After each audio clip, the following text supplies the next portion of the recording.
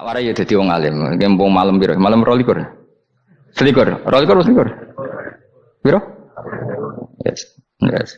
Anggap bae Lailatul Qadar ora usah darani ganjil. Sing darani ganjil ya sapa? Aneh-aneh. Lailatul Qadar ya mulai tanggal 1 Ramadan. Malah ulama sedarani mulai ruwah. Iso wis ke ruwah wingi. Wis bar. Wong kula sering tol Lailatul Qadar kadang mulut, kadang Dzulhijjah. Kula kan jenisnya on time. Kaya wong melarat, dene dhuwit pendak entuk THR. Nah wong marang pangeran ya sawal selo besar ya entuk napa? Lailatul Qadar. Mergo Lailatul Qadar iku malam diturunane Quran. Quran itu turun Ramadan tok apa tau Sawal ta? Sawal ya tau, Dzulhijjah tau. Dzulhijjah tau. Bolak-balik al-yauma akmaltu lakum turun to bulan apa? Dzulhijjah. Kowe mari amatir, itu angel terang. Sing darane Lailatul Qadar iku malam diturunne Quran. Quran turune iku pira? Ya macam-macam, ra Ramadan nggih bolak. Lah tapi ana kelas-kelas premium, ana kelas umum, kelas umum ya pokoke Ramadan.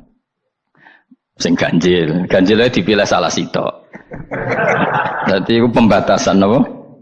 Nah Quran dhewe turun coba surat paling terkenal, ayat paling terkenal al-yauma akmaltu lakum turun tanggal pira? Tanggal 9 Arafah Dzulhijjah haji wada. Padahal ta'rif Lailatul Qadar apa unzila fihil Quran. Ya tapi ilmu ini mari debat biasa. Umume wong ora takok wong Gus nuzul Quran tanggal pira 17. Lailatul Qadar tanggal 21. Ya jare nuzulul Quran yo pas Lailatul Qadar. Wong-wong nak muni bingung nang wong. Nah aku sira bingung. Lha kok ora tau mikir jajal. Nuzulul Quran sing resmi ning kitab-kitab tanggal pira? 17. Lailatul Qadar tanggal. Padahal Lailatul Qadar disifati apa? Malam turune. Doa. Nek ora tau bingung ngono. Wah, ana kadang ngirim wong goblok, wong kok ayeme ngono. Ora tau mikir.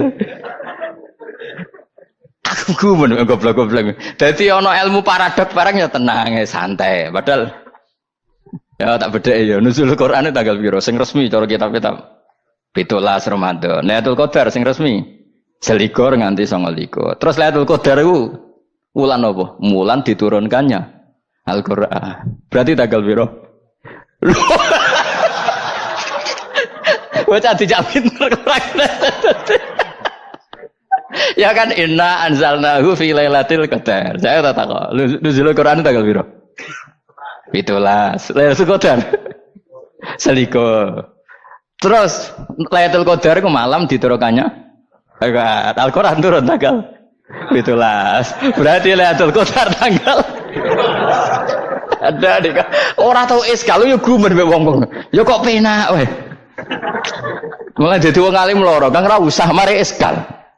Ngaduk ditung bodho penak. Pokoke nuzul Quran tanggal piro Kang? 17. Lailatul Qadar selikur. Lha jare Lailatul Qadar bulan 7 Quran kok beda tanggale. Kan gak tau ge mikir. Alhamdulillah.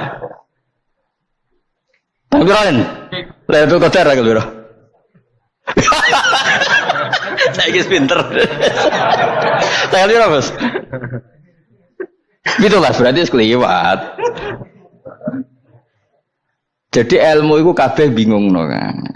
Ya biasa bingung. Mulane yang bodoh barokah. Barokah. Barokah. Kula cara ora dipilih pangeran nggih milih dadi wong bodoh, tapi wong pangeran milih kula dadi wong pinter dadi wis tak syukuri wae. Tapi kadang kula iri wong bodoh ku iri. Modele penak urip ngono. Santai. Ya saiki ya Lailatul Qadar iku sifate apa? Inna anzalnahu fi lailatul. Normale kan ainu nuzulil Quran yo ainu lailatul Qadar. Berarti tanggal piro? Dorawade lagi. Innalillahi wa inna ilaihi raji'un. Kita warai ilmu cara wong alim. Meskipun sampean boleh bantah siji yo kadang keterbatasan ilmu. Nomor loro hasud, bantah kan sebabnya macam-macam. Hasud. Nomor 3 bantah go kegiatan. Kayak wong kuliah nak agak kritis kan darani ra pinter. Jadi cocoklah ya kudu bantah. Nggo khas-khasan cerdas apa? Nomor 4 bantahan itu sifatnya wong wedok. Menang kalah protes. Berarti kowe ora lanang berarti wedok, tukang protes itu wedok. Nomor 5 bantah itu berarti dia punya keiskalan tapi enggak bisa keluar dari keiskalan itu. Jadi problem Anda ditimbangkan ke saya, itu ya ora sopan. Problem-problemnya dhewe kok ditimbangkan ke saya. Begini terangno. Hukumnya Allah Ta'ala itu ada yang berstatus itu lugu. Lugu itu ya lugu ummi. Karena agama ini memang ummi. Ummi itu lugu. Sehingga agama ini tidak perlu diterangkan. Ngendikane Abu Hanifah, agama ini ketika datang itu orang lugu. Lugu itu murni. Murni itu proporsional. Sehingga sifat ummi itu baik. Misalnya saya bilang gini, rungono awas kena keliru. Kalau kamu sholat itu batal kalau makan. Itu ukurannya 1 upo apa 1 piring? 1 upo kan? Itu sudah batal. Terus kalau saya bilang gini, Jong nak tamu keimangan, itu 1 piring tak 1 upo. Enggak jawab ya? 1 piring. Orang iso misal, tak keimangan, gue 1 upo. Nah, lalu Anda ditanya gini, lalu definisi makan itu apa? Memasukkan 1 piring ke mulut, apa 1 upo ke mulut?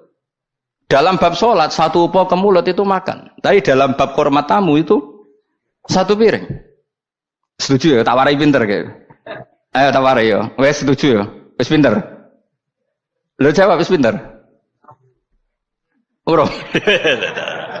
Lailatul Qadar ya kok. Misalnya Lailatul Qadar menjadi super karena ada sesuatu yang super turun, yaitu Lailatul Quran. Jadi menjadi super karena yang turun adalah sesuatu yang super, dan itu artinya tanggal. Loh, salah nih aku cek. Iku utek tanggal 21 kabeh sing ngaji ning ngene. Oh jelas inna anzalnahu fi lailatul qadar. Hurujuke ning ndi? Quran kan? Wa ma adraka ma lailatul qadar. Lailatul qadri khairum min alfi syahr. Makanya Lailatul Qadar itu ya bisa saja tanggal 1 kemarin sudah kelewat. Mbok entah ini jebelis baris dada. Atau mungkin Sa'ban. Jadi perdebatan ulama tentang Lailatul Qadar. Malah ada wali yang bilang saya tiap hari mendapat Lailatul Qadar. Nah, itu malah kelas meneh malah pusing, malah napa? Pusing. Udah enggak usah mikir itu. Jadi hukumnya Allah itu ada 2. Ada hukum itu lugu dan ini bagus. Makanya saya itu kenangan saya terbaik dalam membela Allah dan Rasul. Saya ulang lagi, kenangan saya terbaik dalam membela Allah dan Rasul itu masalah faraid. Dulu mungkin banyak yang ingat lah ketika tahun berapa lupa saya, tapi ada seorang menteri dan pakar Islam menggulirkan isu hak waris itu sama, lelaki dan perempuan sama. Alasannya karena perempuan sekarang kerja. Jadi gara-gara kesamaan gender kemudian mereka ingin bagi waris itu apa? Sama lidzakari bisul hadil, saya itu ditentang. Gerakan itu pernah menguat, termasuk yang bisa dengan tanda kutip bisa menghentikan gerakan itu termasuk itu saya. Yang punya pikiran gitu tak parani, tak tantang begini. Saya bilang gini, Anda ngomong ini itu karena pinter apa karena tren? Tak tanya, ya karena pinter. Saya ini kan orangnya keren, punya kepangkatan jos lah. Ya kepangkatan jos, kepangkatan dunia mestinya cara pangeran bojos ora ya ora. Cara ukuran dunia itu jos lah. Tak tanya, saya itu Pak Ba, termasuk yang setuju gerakan kesamaan gender. Dulu kan lelaki perempuan itu beda sekali karena lelaki kerja perempuan tidak. Sekarang sama-sama kerja maka warisnya harus sama. Terus saya tanya gini, lalu penyebab warisan itu kerja apa lelaki? Dia jawab kerja. Dia nggak ngerti kalau ngadepin saya. Saya ini kan orang alim yang biasa belajar mantek. Dia ini roh nak aku ngalim. Sembrono ya dan ini. Ketika tak tanya gini, lalu misalnya saya punya anak, yang anak saya putri itu direktur BUMN atau direktur bank atau direktur PT besar. Kemudian anak lelaki saya idiot, goblok. Warisannya dikasihkan siapa? Kalau kerja adalah alasan dapat warisan, berarti anak saya perempuan itu yang dapat warisan dong. Anak saya lelaki kan idiot, nggak kerja. Lalu warisan itu berdasar prestasi apa empati? Kalau berdasar prestasi malah Anda ini aneh. Sudah kerja direktur BUMN hanya karena dia kerja, dia dapat warisan karena Anda bilang asbabul irsi adalah kerja. Kalau saya bilang karena empati, saya juga gak fair. Yang kerja juga butuh modal gak saya warisi, tapi yang idiot tak warisi karena warisan berdasar empati. Lalu Anda milih mana? Bingung deh. Sampai dia ikrar, saya belum pernah mendapat perlawanan seperti ini karena Anda ngomong sama orang-orang goblok kata saya. Terus saya bilang, saya ini ngaji Wahab khatam berkali-kali. Anda mungkin baca kitab Wahab itu hanya terjemah. Maka menurut Islam yang menjadi hak waris itu sebabnya zukurah wal unasah, kelelakian menjadi dapat 2 bagian, keperempuanan menjadi 1 bagian, dan itu Islam tidak mau urusan dengan prestasi maupun empati, mujarrodul zukurah dan mujarrodul unusah. Sehingga dengan seperti ini tuh Islam nggak ribet. Coba kalau kamu pakai ilatul hukmi, pakai cara berpikir logika, malah ruwet karena tadi kalau kesamaan gender itu karena perempuan kerja, lalu misalnya yang lelaki idiot misalnya atau pengangguran, warisan kamu kasihkan siapa? Kalau kerja itu menjadi alasan hukum, kamu kasihkan yang perempuan kan?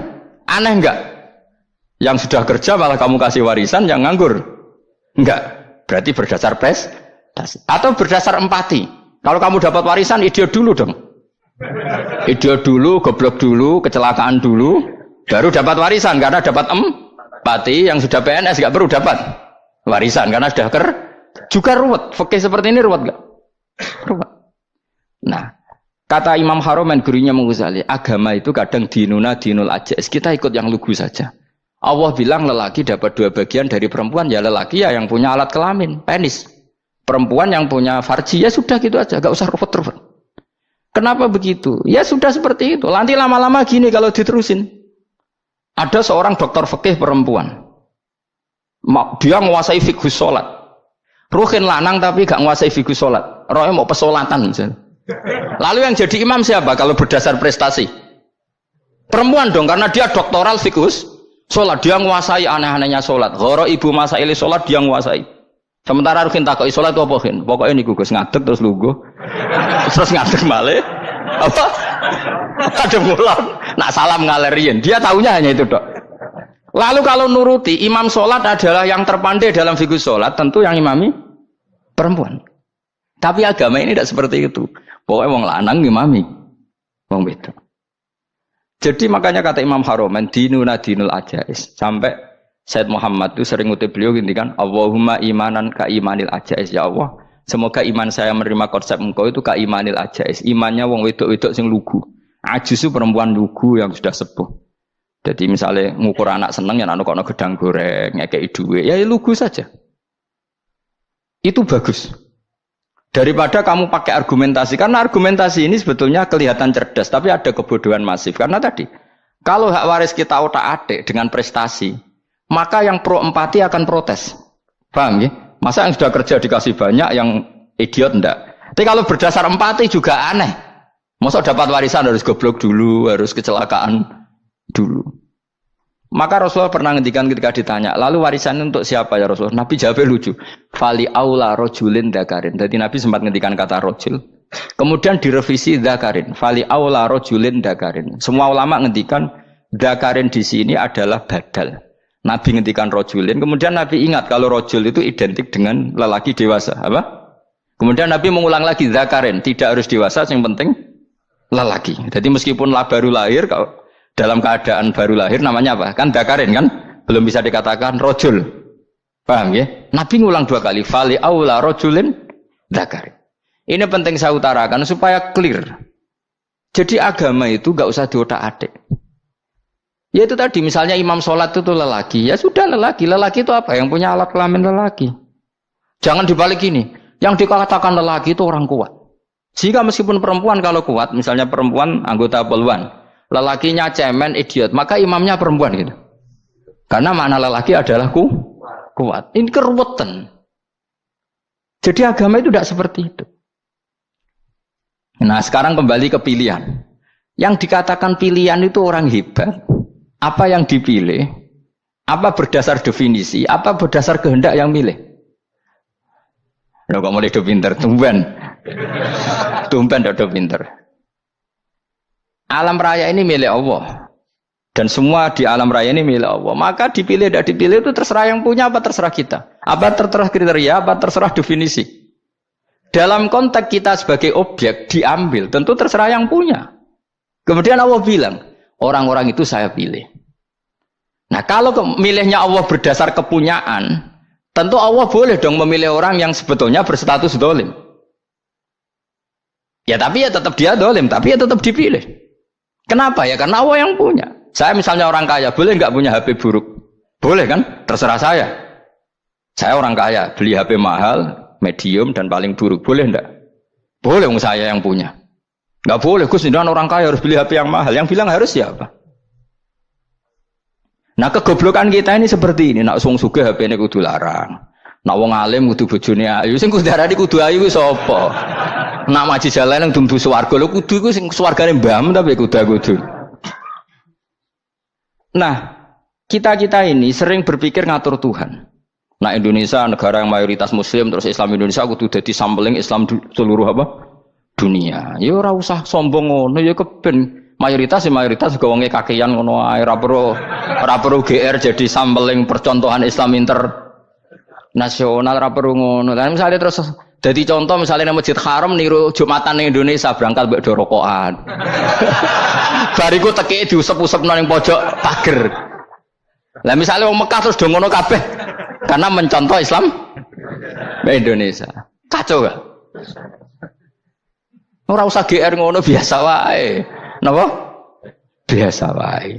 Terus misalnya mencontoh Islam Indonesia, Indonesia nak jaran Wali Songo terus tahlilan nunggu nganti setengah jam. Lah terus raudhah dikepung ngono rak macet Mekah Madinah. Mergo agar ziarah Nabi terus lungguh apa? Sak jam. Nak ning wali sak jam ning Nabi 2 jam lah kira-kira gitu. Ya malah nganyak Kanjeng Nabi to. Nabi sekaruan afdhalul khalqi mbok dongakno wa maghfir lahu warhamhu. Iku malaikat sak langit misah. Ya Nabi kok dongakno di sepuro. Kowe tapi ya butuh sepuro kan. Enggak boleh doakan Nabi gitu, enggak boleh. Wa sholli ala sayyidina Muhammad wa ala alihi. Enggak boleh pakai ighfir lahu. Masalah kita tahlilan apalem donga iku terus kamu gunakan. Ya misalnya terjadi percontohan Islam dunia terus Nabi kapundhut ditalkin, nak ditakoki waman rabbuka piye. Terus Nabi warai waman nabiyuka.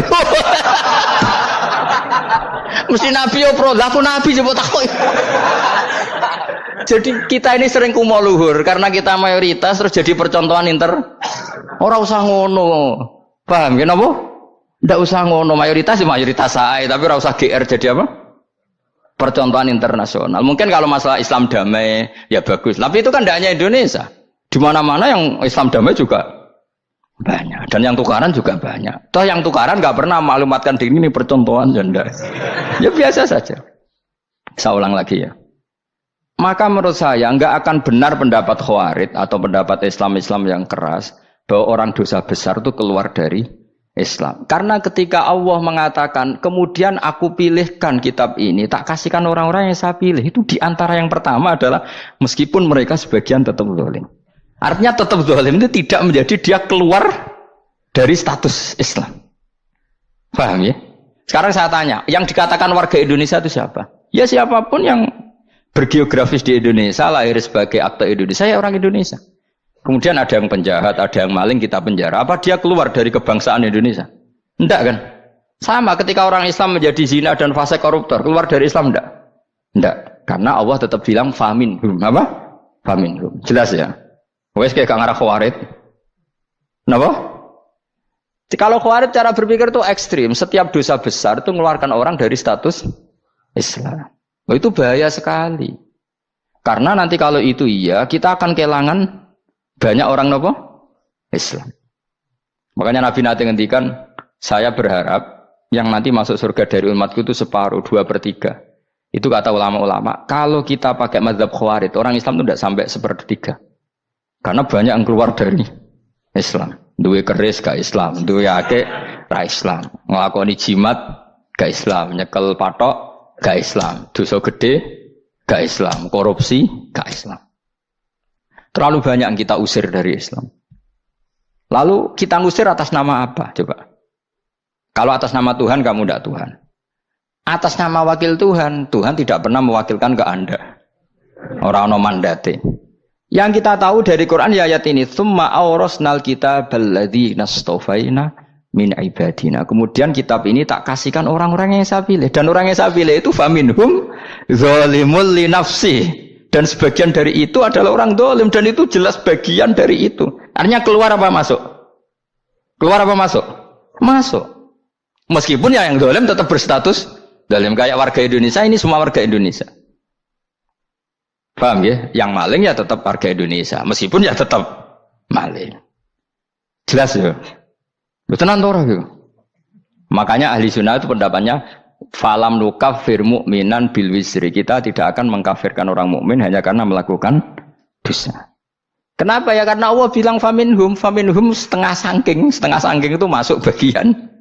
Dan itu luar biasanya Allah disebut istofaina. Tetap orang-orang apa? Pilihan. Maka ini penting saya utarakan supaya kita ini tidak sok-sokan ya. Terus yang zalimul nafsi pun potensi dimaafkan sama Allah. Asal dia tobat, dan tobat itu sama Allah nggak ada batasnya. Malam yuhur kiri sampai apa? Nafas apa? Terakhir. Dan kadang orang